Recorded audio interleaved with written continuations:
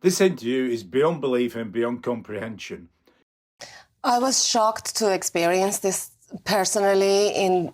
Growing up in Birmingham, I went to a school that was predominantly Muslim, and 92% of the population of that school were Muslim kids. And girls and boys, as wonderful as they were, boys were poisoned into sexualizing any girl who is not a Muslim girl. To the point that that they were like in the madrasa, a lot of the boys would go into a Friday school where the imam would make it okay and even encourage them to assault teenage young white girls because they want it. That's why they come out looking like they do.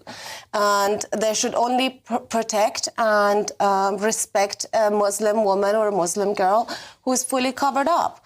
Therefore, it's open season on all the white girls or any non-Muslim girl. To the point that we had nicknames like Gories for the white girls and Kalas for the black girls to whoever wants to hit on someone or demean them or verbally assault. I was verbally assaulted by so many boys. Quite another to learn. They may be being taught them within our country. It's all That's being an taught incredible inside claim. of the UK. It's all being taught inside of the UK by madrasas, the Islamic schools for boys. If permeating throughout the UK, it is absolutely horrifying and needs investigating. And now, Prime Minister's Question Time, debating grooming gangs in a robust manner.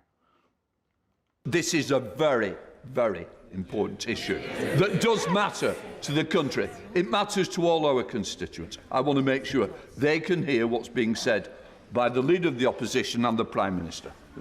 In Rotherham alone, there have been over 1,400 victims. Across Oldham, Bradford, Bristol, Rochdale, and dozens more towns, there have been thousands more victims. But no one has joined the dots.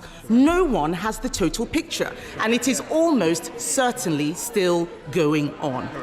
One victim from Telford, and I know he says that victims have different views. We have different views across this House. But one victim from Telford says she wants a national inquiry because it will hold people accountable in a way that previous inquiries have not. It is very possible to have actions, take on more, and still have a national inquiry. So why won't he listen to victims and launch a national inquiry which would have the power to summon witnesses and make them give evidence under oath? In fact, the leaders of the Manchester inquiry resigned because they couldn't get evidence, they couldn't summon witnesses, and not a single person in a position of authority has been held to account. The Prime Minister called for 9 inquiries in the last Parliament. Does he not see that by resisting this one, people will start to worry about a cover-up?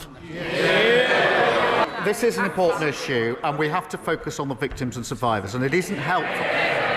This sort of lies and misinformation and slinging of mud doesn't help them one bit. We have to be mindful, this is a minority of Pakistani Muslims perpetrating this horrific crime. It's widely reported grooming gangs are still active if in are teaching Muslim boys to disrespect non-Muslim girls because of the way they dress. It is deplorable, degrading and unacceptable. If true, this could be the breeding ground for grooming gangs. The J report is 468 pages and only one page relates to Rotherham. A national inquiry is justified. An attempt by the Conservatives to have the government set up a national inquiry into grooming gangs has been voted down by 364 votes to 111 votes.